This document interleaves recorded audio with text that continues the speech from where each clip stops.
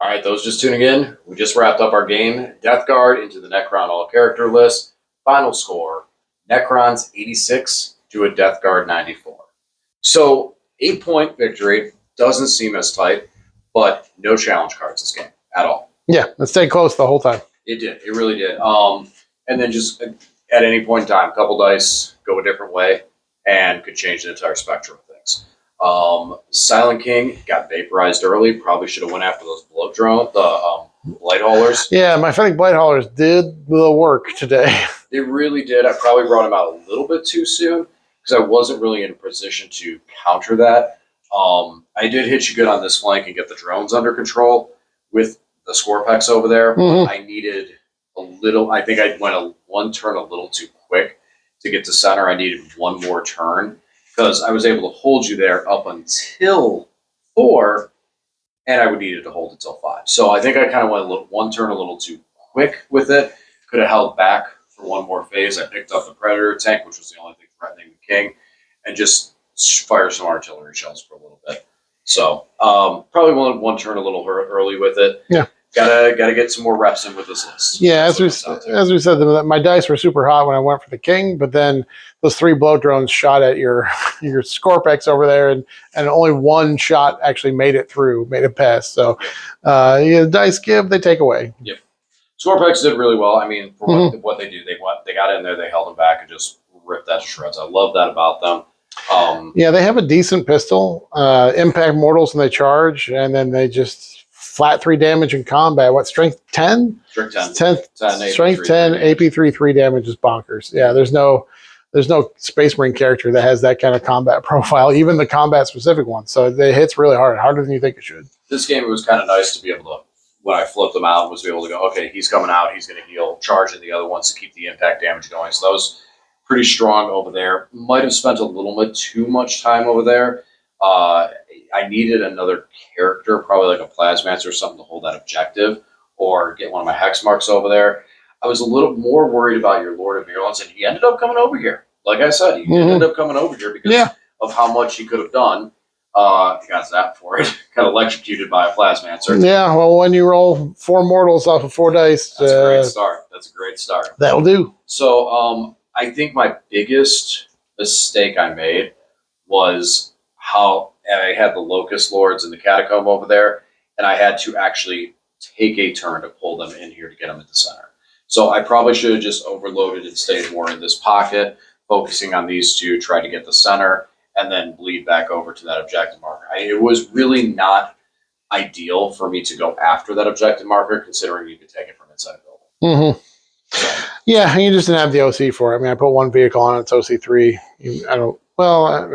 The Destroyer is OC2 because he's mounted? Two. Yeah. Those are 2, and then the Xeris is a 3, and there's a couple of things that are 3s, but and the Catacomb can also give you the boosted OC, but I needed to have the presence on that center objective to really just hold you back, and then when those things charge in, counter charge, because I was doing the damage, I was pushing back, I was picking units up, I wasn't having an issue there, but for how much they had to do to get back over here and get into the fight of things, it was a little too late. The one Locust Lord failed his charge. I was just out of position with them entirely. So they were just really out of position this game. I wasn't 100% sure what to do with them. That was not it. Probably should have paired them off with a Scorpex a little better, because in the scenario where I had done damage to stuff over here, a Locust Lord would have been able to clean up reroll hits and wounds more so than those guys running together and running into stuff that they need to start doing the damage. So, hindsight, I'm just going to kind of separate those guys a little more. Separating Plasmancers worked a little bit better today. I liked it. They were able to spray damage in other areas and just kind of be obnoxious little, haha, I'm still here. Definitely needed to get something else on this objective, though. That was kind of the weak point of it. Actually, now thinking about it more, I should have probably brought that hex mark down over there and taken that objective. So there's still some plays I could have made, and then that would allow me to spread out a little more. So a little more on the plays. I think I haven't played this list. I've been playing so many lists, trying so many things and everything else.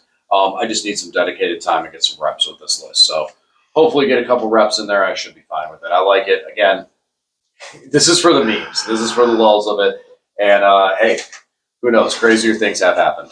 Well, you should definitely practice into people that aren't me, also, because This is true. I know what it does. This is true. We have many. Lane and I have phone calls, late night phone calls, long talks about Warhammer 40K armies, but we discussed this list a lot. So Lane's been in there for the beginning of this brainchild. He's actually been pushing me to play this thing too.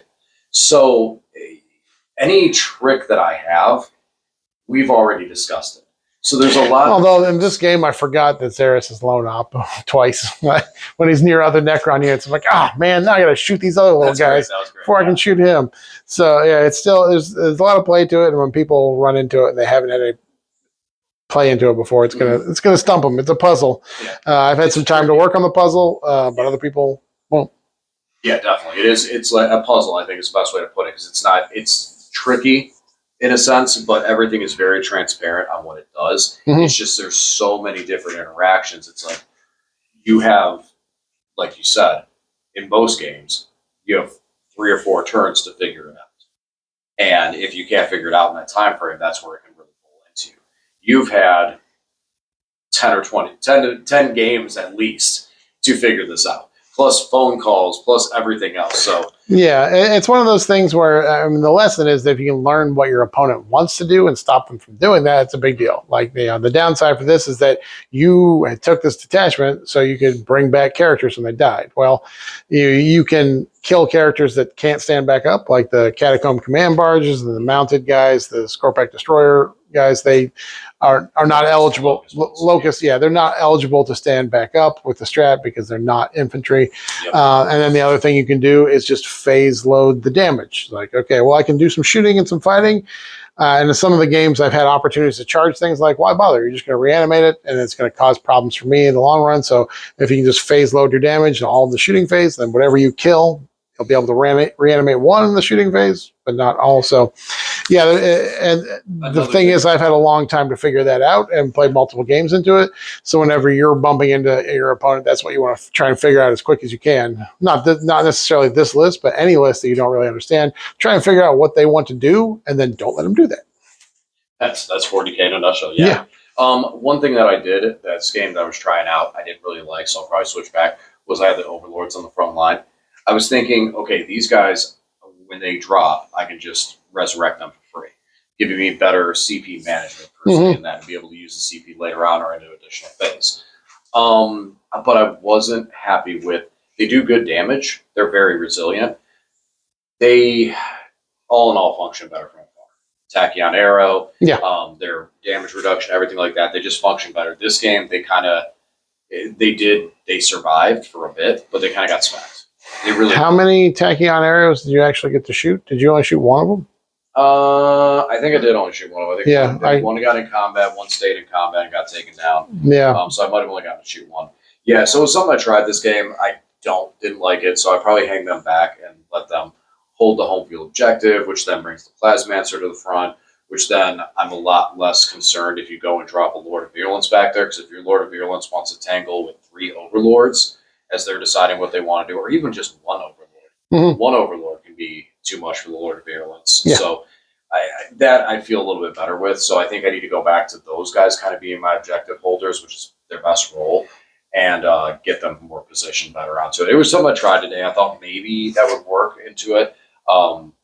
It didn't. It didn't work. So, it didn't work. No, because when they come back with 3 wounds. If I can shoot them dead and then tank shock them, then they're gone. So they're susceptible that they kind of make it just like, oh, okay, well, that didn't work too well. Yeah, you got an extra move out of it too. Yeah, their damage reduction is good because there are a lot of armies that just spam 2 damage attacks. But I was shooting with high damage meltas and entropy cannons and that sort of thing, where the damage reduction is as big a deal, and you don't reduce mortals. So no, and then if you try to take them off of objectives by shooting the artillery at them, again, damage reduction. Now it's down to 1, and so they're going to be impossible to peel off those objectives. I can get them out there, and then they can still fight and defend on their own later into the game. But they would have gotten to throw those Tachyon arrows, which can really start to move the needle when one of those hits and goes through. As we've seen, I mean, they hit hard. So, all in all, not disappointed. It was some stuff I wanted to try with it too and see how it worked out. I'm always impressed with how the damage pushes through. But now some of the things for Death Guard. I know there's one question that someone's going to ask because it's the same question I always ask whenever Death Guard gets a new book, a codex, a release. Plagueburst crawlers. Yeah.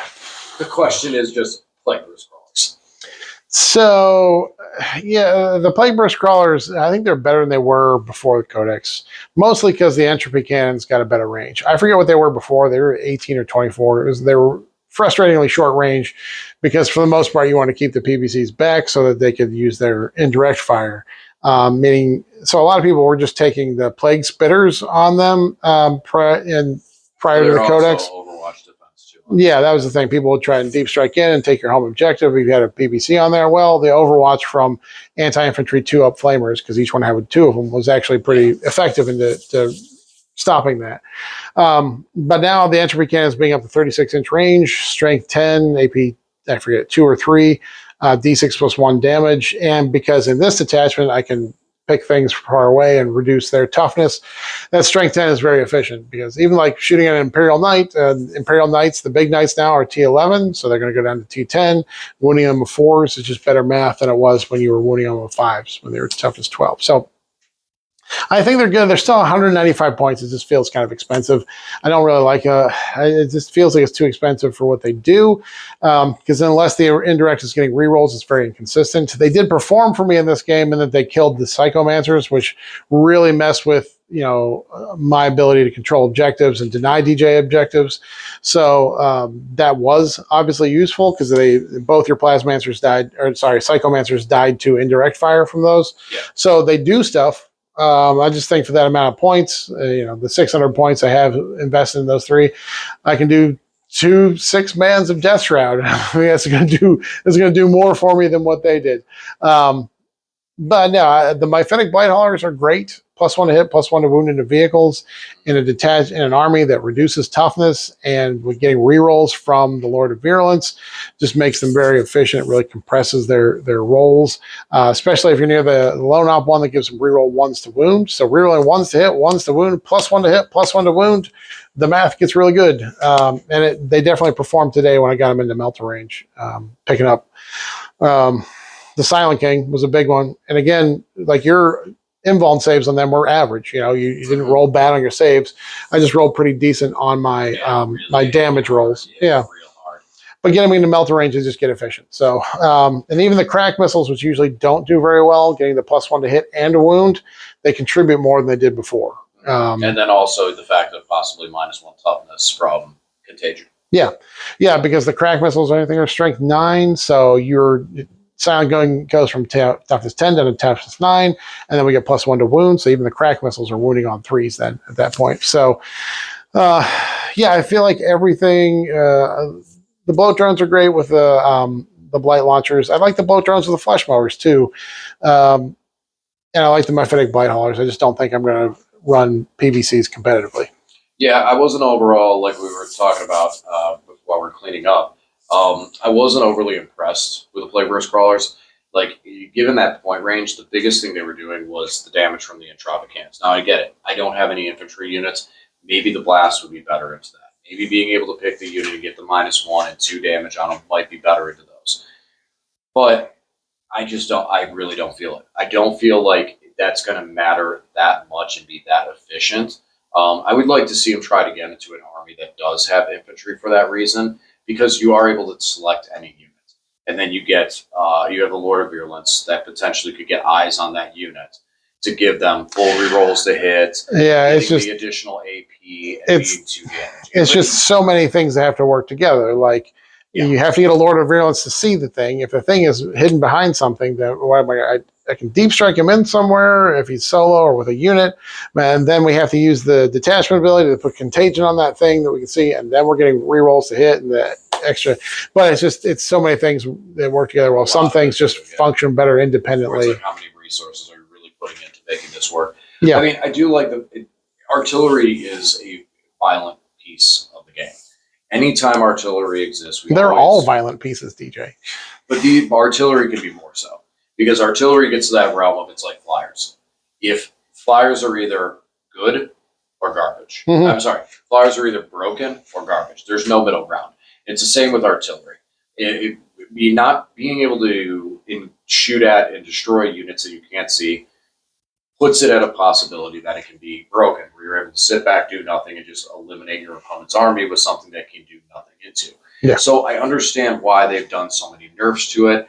I'm still a big advocate that I think that it needs to be a general overlay of having spotting units. If a model from your army can see the unit, then you're able to shoot artillery. And I think that's a general concept that would make artillery a lot more fair, so that you can still hide units. But if they are seen by someone else, then you can shoot them indirectly. That'd be a big fix to it. We've talked about that a lot. We'll see what 11th edition brings. This is true. And it's the same thing like flyers. Like it's either they're amazing or they're garbage. Yeah. So it's kind of the same thing with artillery. They haven't kind of dialed it into that perfect realm. And I'm glad to say, I think with artillery more so, it's like competitive. Here's where artillery's sitting. It's like just there. It's like just underneath. I'm okay with that, because if it's not right, I'd rather not artillery break the game and because I played with Doom Crawlers out of AdMech, triple of those, and just devastate the field and sit back and laugh and go, what are you going to do about it? Mm-hmm. And it's the same thing with Plague Burst Crawlers. I've been in tournaments, I've been in the meta where Plague Burst Crawlers just dominated, and someone's like, I have three of them. I have three of them and Mortarion. What are you going to do about it?